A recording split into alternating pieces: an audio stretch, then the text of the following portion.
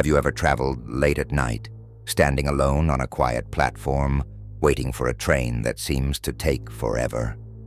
Now, imagine that the silence is broken, not by the whistle of an approaching train, but by a figure who emerges from the shadows. This is the unsettling legacy of the railway phantom, a ghost-like figure tied to a series of unexplained murders that haunted Europe's railway stations for decades. Keep watching. You'll want to hear this story to the end. Welcome to the Nightside Archive, where we explore the darkest tales from around the globe. Tonight, we unravel the eerie mystery of the railway phantom, a legend shrouded in blood and shadows that unsettled the continent. Our story begins in the early 1950s when Europe was still healing from the scars of World War II. Railways were the lifeblood of many nations.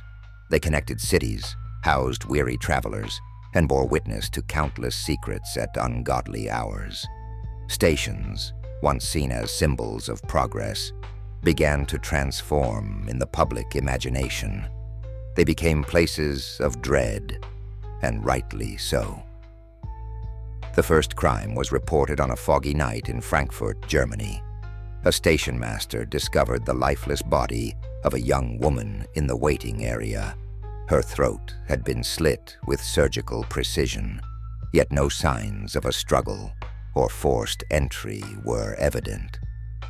Eyewitnesses were non-existent, except for a peculiar statement by a janitor who claimed to have seen a man in a black coat and wide-brimmed hat standing under the flickering platform light. The killer seemed to melt into the night, leaving no physical trace. Over the next decade, reports of eerily similar crimes surfaced in France, Belgium, and even as far east as Hungary. The victims varied in age and gender, but shared one disturbing commonality. They were all killed at railway stations, and there were no signs of a struggle. Just like the first case, several witnesses described seeing the same shadowy figure. He was always distant, always silent, and always gone before anyone had a chance to approach him. Police investigations led nowhere, and media outlets dubbed the murderer the railway phantom. By the 1970s, the railway phantom was no longer just an unsettling story, but something of a legend. Parents warned their children not to linger at stations, especially after sunset.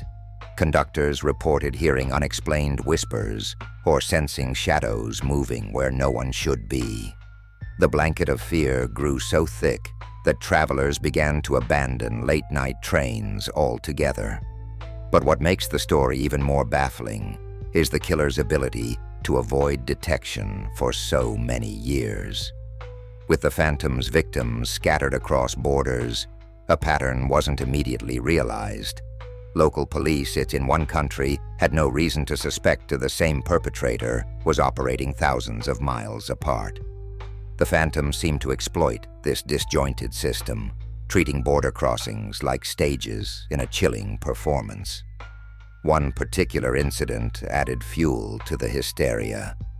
In the winter of 1982, a young man carrying an antique violin was found dead in Milan's central train station. His murder was different, more brutal. His body bore multiple lacerations, and his beloved violin laid beside him, unharmed. A strange note was tucked into his coat pocket. It read, "Symphony Number Forever." The handwriting analysis revealed no clues, but a violinist practicing near the platform that night later reported an eerie sensation, a cold draft and soft footsteps, before hearing a melody he could never replicate again. Some skeptics began to argue that the murders were not connected. Perhaps it was all coincidence, different killers copying an urban myth. But even skeptics couldn't deny one strange fact. Reported sightings of the railway phantom died down by the 1990s, as if the shadowy figure had willingly retired. At least, that's how it seemed, until 2018. The railway phantom resurfaced, or so many believe, when CCTV footage from a Berlin train station captured an unsettling scene. A man dressed in a long, outdated overcoat and a wide-brimmed hat appeared briefly near the desolate ticket counter at 3:15 a.m. His face was never visible. Minutes later, a woman's body was discovered on the cold floor of the station, her murder eerily reminiscent of the crimes from decades ago.